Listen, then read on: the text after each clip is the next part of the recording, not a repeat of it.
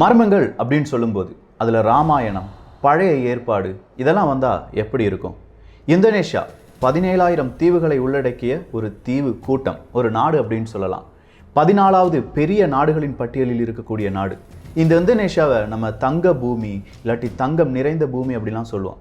எதுக்காக இதை சொல்லப்பட்டிருக்கிறது? சீனா, இந்தியாவிலிருந்து பல ராஜாக்கள் இந்தோனேஷியா வழியா இல்லாட்டி அங்கே இருக்கக்கூடிய தீவுகள் வழியா அவங்களுடைய வியாபாரத்தை செஞ்சுருக்காங்கன்னு சொல்கிறாங்களே, அப்படிப்பட்ட புதையல் ஏதாவது அங்கே இருக்கா?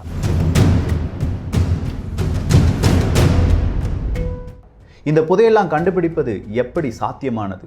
அப்படி அந்த புதையலை கண்டுபிடிச்சிருந்தாலும் இவ்வளோ நாள் அந்த புதையல் வெளியில் வராமல் இருக்கிறதுக்கான காரணங்கள் என்ன? இது இந்தோனேஷியாவினுடைய தீராத மர்மங்கள்.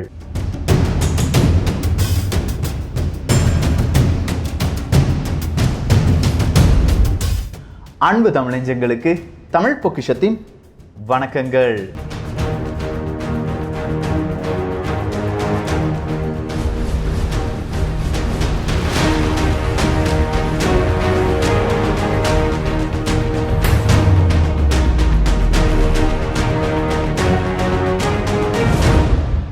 சிப்டோ அப்படிங்கிற ஒரு பெண், அவளுக்குன்னு நிறைய வயல்வெளிலாம் இருந்துட்டு இருக்கு.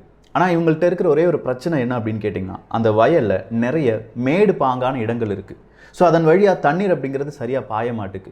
இவங்களுக்கு ரொம்ப நாளாக இருந்த ஒரு ஆசை, கொஞ்சம் பணம் கொடுத்து நிறைய பேரை வச்சு இதை என்ன செஞ்சிடலாம், சமநிலைப்படுத்திடலாம். அப்படி சமநிலைப்படுத்திட்டோம்னா சீக்கிரமாக தண்ணீர் அப்படிங்கிறது எல்லா இடத்துக்குமே பரவிடுமே அப்படிங்கிறது அவங்களுடைய ஆசை. இவங்களுடைய வயல்வெளி எங்கே இருக்குது அப்படின்னு கேட்டிங்கன்னா, ஓனோபாயோ அப்படிங்கிற ஒரு இடத்துல தான். கரெக்டாக 1990 அக்டோபர் 17 இந்த வேலை அப்படிங்கிறது நடக்குது. 7-8 பேர் வந்து எல்லா இடத்துலையுமே தோண்டிட்டு இருக்காங்க, சமநிலைப்படுத்திட்டு இருக்காங்க, மேடு பள்ளத்தெல்லாம் சரி பண்ணிட்டு இருக்காங்க. ஸோ இந்த ஓனோபாயோ அப்படிங்கிற அந்த கிராமத்திலேருந்து ஒரு 6 கிலோமீட்டர் நீங்கள் தள்ளி போனீங்கன்னா மிக முக்கியமான ஒரு கோவில் இருக்கு. இது எல்லாம் அங்கே இருக்கக்கூடிய நபர்கள் பார்த்து வளர்ந்த ஒரு ஏரியா அப்படின்னால எல்லாருமே ஈஸியாக அதை தோன்றாங்க. கடப்பாறையை வச்சுலாம் தோண்ட வேண்டிய ஒரு சிச்சுவேஷன் இருக்குது. கடப்பாறையை பூமிக்குள்ள ஒரு நபர் இறக்கும்போது அந்த கடப்பாறையில் ஏதோ ஒன்று தட்டுது. பாறையாக இருக்குமா அப்படின்னு சொல்லி மறுபடியும் தட்டி பார்க்குறாரு. ஆனால் பாறைக்கான அந்த சவுண்டு வரல. கொஞ்சமாக டவுட் வருது அவருக்கு. ஸோ கடப்பாறையை கொஞ்சமாக தள்ளி வச்சுட்டு அந்த இடத்த அப்படியே பக்கவாட்டில் தோண்ட ஆரம்பிக்கிறாரு. கொஞ்சம் கொஞ்சமாக இருட்ட ஆரம்பிக்கிற இந்த நேரத்தில் அவர் கையில் ஒரு ஜாடி மாதிரியான பொருள் கிடைக்குது. அந்த ஜாடியை வெளியில் எடுத்து அதுக்குள்ளே என்ன இருக்குன்னு சொல்லி பார்க்குறாங்க. அவர் ஃபேஸ் முழுவதுமாக மஞ்சள் நிறத்தில் மாறுது. அந்த அளவுக்கு தங்கம். சரி, இவ்வளோ தங்கம் ஒரு ஜாடிலையா, நம்ம புதையில தான் கண்டுபிடிச்சிட்டோமோ அப்படிங்கிற ஒரு பயம் இல்லாட்டி அப்படிங்கிற ஒரு எதிர்பார்ப்பு அவருக்கு ஏற்படுது. இதை எல்லாத்தையுமே சொல்கிறாங்க. அங்கே இருக்கக்கூடிய ஊர் தலைவர்கள் எல்லாருமே வராங்க. நிறைய பேர் அந்த இடத்த சுற்றி மட்டுமே தோண்ட ஆரம்பிக்கிறாங்க. 1, 2, 3, 4 அப்படின்னு சொல்லி நிறைய ஜாடிகள் கிடைக்கிது. இந்த ஜாடி பார்க்குறதுக்கு அப்படியே சீனாவிலிருந்து இறக்குமதி செய்யப்பட்ட ஜாடி மாதிரி இருக்குது. அந்த ஜாடி எல்லாமே திறந்து பார்க்குறாங்க.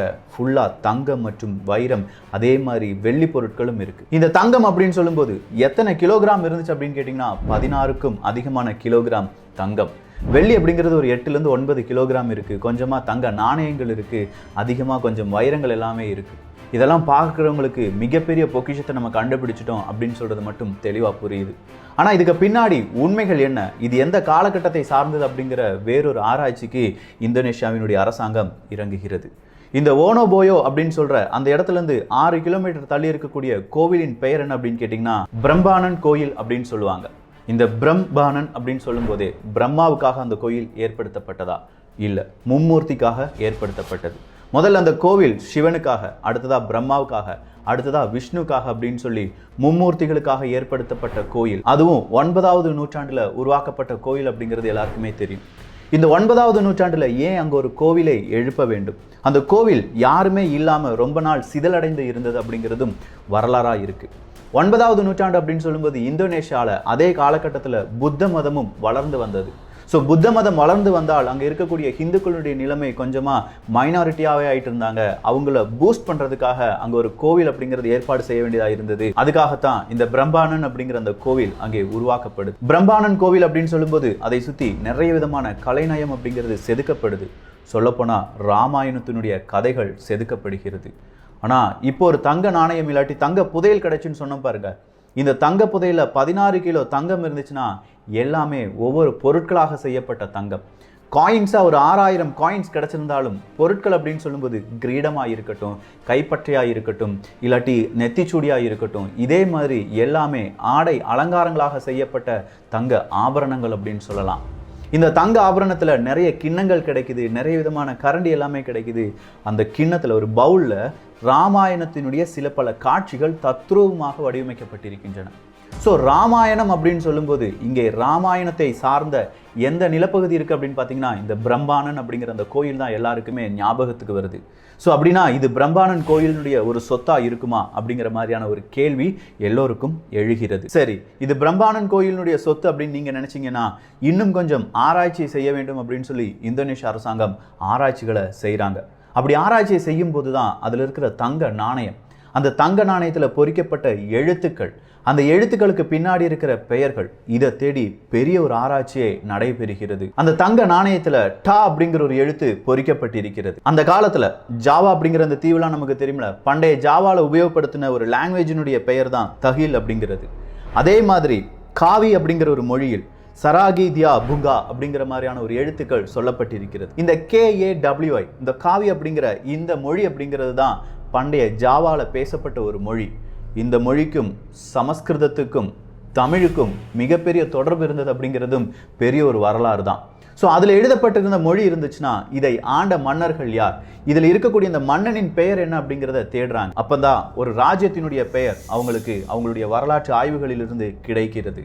அந்த ராஜ்யத்தின் பெயர் மாதாராம் ராஜ்யம் அப்படிங்கிறது தான். இந்த மாதாராம் ராஜ்யம் அப்படி இல்லைனா மேடாங் கிங்டம் அப்படின்னு சொல்லுவாங்க. ஸோ மாதாராம் கிங்டம் அப்படி இல்லைனா மேடாங் கிங்டம் அப்படிங்கிறது 9வது நூற்றாண்டில் இருந்த மிகப்பெரிய ஒரு ராஜ்யம். இதை ஆண்டு வந்த மன்னர்கள் தான் இந்த மாதிரியான கோவிலை எல்லாமே எழுப்பினார்கள். ஸோ அவர்களுடைய சொத்தாக இது இருக்கும் அப்படின்னு சொல்லி நிறைய பேர் அவங்களுடைய கேள்வியை கேட்கிறார்கள். இந்த கேள்வியில அடுத்ததாக இருக்கக்கூடிய மிக சிக்கலான ஒரு விஷயம் என்ன அப்படின்னு கேட்டிங்கன்னா அதில் கண்டுபிடிக்கப்பட்ட அனுமனுடைய சிலை தான். இந்த அனுமனுடைய சிலை அப்படின்னு சொல்லும்போது இல்லாட்டி அந்த வடிவம் அப்படின்னு சொல்லும்போது கிழக்கு ஜாவா பகுதிகளில் அனுமன் அப்படிங்கிறவருக்கு ஆடை இல்லாம தான் அவரை வரைவது என்பது பழக்கம். ஆனா மத்திய ஜாவா பகுதியை நீங்க எடுத்துட்டீங்கன்னா அனுமான் அப்படிலாம் நம்ம சொல்றோம் பாருங்க, அவரை ஆடையோடி தான் வரைவார்கள். இப்ப கிடைச்ச இந்த தங்க புதையலிலும் ஆடை இருக்கிறது அப்படின்னா இது கிழக்கு ஜாவா பகுதியை சார்ந்தது கிடையாது, மத்திய ஜாவா பகுதியில் உள்ளதாகத்தான் இருக்கும். கண்டிப்பா இது ராஜவம்சத்தினுடைய ஒரு புதையலா இருக்கும் அப்படின்னு சொல்றாங்க. ராஜவம்சம் இந்த புதையலை ஏன் இங்க வைக்க வேண்டும் அப்படிங்கிறது தான் அடுத்த கேள்வி. இந்த புதையல் கிடைத்த இடத்தை கொஞ்சமா மண் பரிசோதனை எல்லாமே செஞ்சு பார்க்குறாங்க. இது எரிமலை வெடித்த பகுதியாக இருந்திருக்கிறது. ஸோ ஒரு காலகட்டத்தில் அந்த இடத்துல தான் பெரிய ராஜ்யம் இருந்திருக்கு. அந்த ராஜ்யத்தில் எரிமலை அப்படிங்கிறது வெடித்து சிதறியதால் அதனுடைய குழம்பு இந்த பகுதியெல்லாம் வந்ததுனால அங்கிருந்து மனிதர்கள் இடம்பெயர்ந்து சென்றிருக்கிறார்கள். அப்படி இந்த மாதிரியான புதையல்கள் அங்கே சிக்கிவிட்டது அப்படின்னு சொல்லி வரலாற்று ஆய்வாளர்கள் சொல்றாங்க. இந்த வரலாற்று ஆய்வில் அடுத்ததாக இருக்க வேண்டியது இதே மாதிரி தங்கங்கள் இந்தோனேஷியா முழுவதும் இருக்குமா? ஏன்னா நம்ம பார்க்கக்கூடிய இந்தோனேஷியாவில் பல தீவுகள் இருக்கு. மதுரா அப்படிங்கிற ஒரு தீவு இருக்கு, ஸ்வர்ண பூமி அப்படிங்கிற பெயரில் பல தீவுகள் இடங்கள் அப்படிங்கிறது இருக்கு. ஸ்வர்ண அப்படிங்கிற அந்த பெயர் அங்கே பரவலாக பேசப்படுகிறது. சொல்லப்போனா இந்த தீவை தங்கத்தின் தீவுகள், தங்கத்தால் ஆன தீவுகள் அப்படின்னு சொல்லி தமிழ்ல இருந்து இல்லாட்டி நிறைய பேர் அங்கே வியாபாரம் செய்தார்கள் அப்படிங்கிற ஒரு குறியீடும் வரலாற்று ஆய்வுகளால் இங்கே சொல்லப்பட்டிருக்கிறது. ஸோ தங்கம் நிறைந்த இல்லாட்டி தங்கத்தை ஏற்றுமதி இறக்குமதி செய்த பல இடங்கள் இந்த சுமத்ரா தீவாக இருக்கட்டும், ஜாவாவா இருக்கட்டும், அப்படி இல்லைன்னா போர்னேவா இருக்கட்டும், இது எல்லாத்தையுமே சேர்த்து நம்ம என்ன சொல்றோம்னா கோல்டன் ஐலண்ட் அப்படின்னு சொல்லி வரலாற்று ஆய்வுகள் சொல்லுகின்றன. இந்த கோல்டன் ஐலண்ட் அப்படின்னு சொல்லும்போது பழைய ஏற்பாடுல இதே மாதிரியான ஒரு மலையை பற்றி, ஒரு தீவை பற்றி சொல்லியிருக்கிறார்கள். அது என்ன அப்படின்னு கேட்டீங்கன்னா கிங் சாலமன் மற்றும் கிங் ஹிராம்ஸ் அவர்களுடைய ஆட்கள் எங்க வராங்கன்னா ஒபீர் அப்படிங்கிற ஒரு இடத்துக்கு வராங்க. இந்த ஒபீர் அப்படிங்கிற இடத்துக்கு வந்த நபர்கள் அங்க வேலை செய்யக்கூடிய நபர்கள் தங்கத்தை இல்லாட்டி இரும்பை இப்படிலாம் ரொம்ப பெரிய அளவு நல்ல பொற்கொள்ளர்களாக இருக்கக்கூடிய நபர்களை அவங்களுடைய ராஜ்யத்துக்கு கொண்டு போனாங்க அப்படிங்கிறது பழைய ஏற்பாட்டில் சொல்லப்பட்டிருக்கும் ஒரு கதை. இந்த பழைய ஏற்பாடு அப்படின்னு சொல்ற ஒபீர் அப்படிங்கிற இடம் எங்கே இருக்கு அப்படிங்கிறது இன்னும் சரியா தெரியல. ஆனா சுமத்ரா தீவுகளில் ஒபீர் அப்படிங்கிற ஒரு மலை இருக்கிறது. இந்த ஒபீர் அப்படிங்கிற மலைக்கு குனுங் அமாஸ் அப்படிங்கிற வேறொரு பெயரும் இருக்கிறது. இந்த குனுங் அமாஸ் அப்படின்னா மவுண்டைன் ஆஃப் கோல்டு அப்படிங்கிறது தான், தங்கத்தால் செய்யப்பட்ட மலை இல்லாட்டி தங்க மலை அப்படின்னு சொல்லலாம். ஸோ இந்த தங்கமலை தங்கத்தால் செய்யப்பட்ட மலை, இதனால தங்கம் அப்படிங்கிறது அங்கே நிறைய பொற்கொள்ளர்கள் இருந்திருக்காங்க. அவங்கள தான் கிங் சாலமன், கிங் ஹிராம்ஸ் அவர்கள் கொண்டு போயிருக்கலாம் அப்படின்னு சொல்றது வேறொரு வரலாறாக இருக்கு. ஆனால் இவ்வளோண்டு தங்கத்தை வச்சு சீக்கிரமாக நம்மளால் இந்த முடிவுகள் எடுக்க முடியாது. அந்த தங்க புதையல் எப்படி வந்தது அப்படிங்கிறது இன்னைக்கும் தீராத மர்மமாகத்தான் இருக்கு. இந்த தங்க புதையலை எடுத்த இந்தோனேஷிய அரசாங்கம் பல அருங்காட்சியகத்தில் அவங்களுடைய அந்த தங்க புதையலாக காண்பிக்கிறார்கள். இந்த பிரம்பானன் அப்படிங்கிற அந்த கோவில இதனுடைய மாதிரியான வடிவங்கள் செய்யப்பட்டு வைத்திருக்கிறது. பல நாடுகளுக்கும் இந்த தங்க புதையல் அருங்காட்சியகத்தில் வைத்து எடுப்பதற்கான அனுமதி கொடுக்கப்பட்டிருக்கிறது. அப்படி இந்தோனேஷிய அரசாங்கத்துக்கு இன்றளவும் கொஞ்சம் பணம் வந்து கொண்டிருக்கிறது. இந்த ஒரு தங்க புதையல் மட்டும் கிடையாது, இந்தோனேஷியாவை சுற்றி பலவிதமான தங்க புதையல்கள் கிடைச்சிருக்கு. சொல்லப்போனா தங்கம் நிறைந்த பூமியில் இல்லாட்டி தங்க புதையல்கள் நிறைந்த பூமியில் இந்தோனேஷியாவுக்கு தனியான ஒரு இடம் இருக்கிறது அப்படின்னு சொன்னா மிகையல்ல. வரும் நாட்களில் பார்க்கலாம் இந்த தங்க பூமியை பற்றி. ஒட்டுமொத்தமா இந்த ஓனோபோயோ புதையல் அப்படிங்கிறது என்னுடைய வாழ்க்கையிலே நான் பார்க்காத புதையல் அப்படின்னு சொல்லி அங்க இருக்கக்கூடிய கலாச்சாரத்தினுடைய அமைச்சர் சொல்றாரு. அது மட்டும் கிடையாது, இதுக்கு பின்னாடி இருக்கிற உண்மைகள் என்ன அப்படிங்கிறத இன்னைக்கும் தேடுவதாக இந்தோனேஷிய அரசாங்கம் அறிவித்திருக்கிறது. பல மர்மங்களுக்கு விடை கிடைக்குமா? ராமாயணம், பழைய ஏற்பாடு இதெல்லாம் ஒன்றா ஒரு இடத்தில் அப்படின்னு சொல்லும்போது நிச்சயமா மர்மங்கள் இல்லாமல் இருக்குமா? உங்களை பொறுத்த வரைக்கும் இந்த செய்தி இப்போதான் நீங்கள் கேள்விப்படுறீங்கன்னா கீழே கருத்துக்களாக பதிவு செய்யலாம். பிடிச்சிருக்குன்னா பிடிச்சிருக்கு, பிடிக்கலன்னா பிடிக்கல. இதை நீங்கள் சொல்கிறதுக்கு லைக் அண்ட் டிஸ்லைக் மட்டும்தான் யூடியூப் எங்களுக்கு தந்திருக்காங்க. ஸோ உங்களுக்கு பிடிச்சிருந்துச்சுன்னா லைக் பண்ணுங்கள், ஷேர் பண்ணுங்கள், கமெண்ட் பண்ணுங்கள். எல்லாரும் தமிழ் பொக்ஷத்தை சப்ஸ்கிரைப் பண்ணுங்கள். எல்லோரும் தமிழ் பொக்ஷத்தில் இணைந்திருங்கள். நல்லதை பகிர்ந்து நல்ல சமுதாயத்தை உருவாக்குவோம். நன்றி, வணக்கம்.